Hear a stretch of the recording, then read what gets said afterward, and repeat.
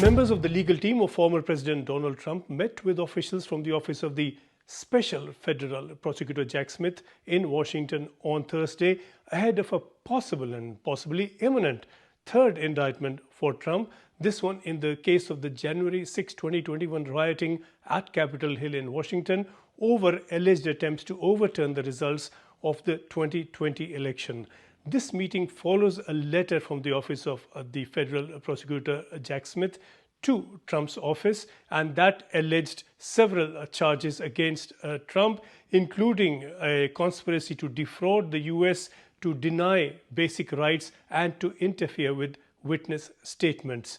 This meeting resulted in an exchange, and Donald Trump said in a social media post later that his lawyers sought to explain to the prosecutor that Trump was innocent and that any attempt at an indictment would be damaging to the country.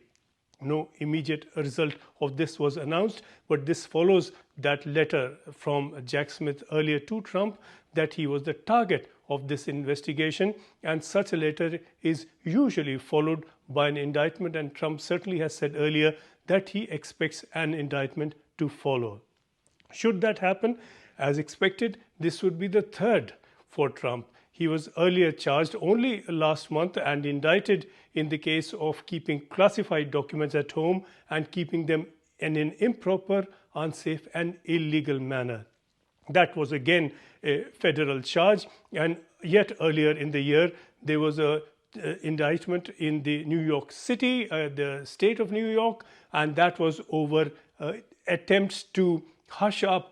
accounting details and particularities over payments made to porn star Stormy Daniels. So if this third indictment comes up, this would clearly be damaging to Trump, one would think, though the indictments so far have not been damaging to his rising popularity within the Republican Party for nomination for the post of president, and that defies all expectations and to many defies logic. And this may yet not be the end of it. Next month we are expecting the results of an inquiry, and that could lead to a possible fourth indictment, and this is over again attempts to overturn the result of the 2020 elections as alleged, and that is in Atlanta, Georgia, and we will have results for what the prosecution has decided in that state next month. So this clearly is one indictment after the other piling up for Trump, unless of course the meeting on Thursday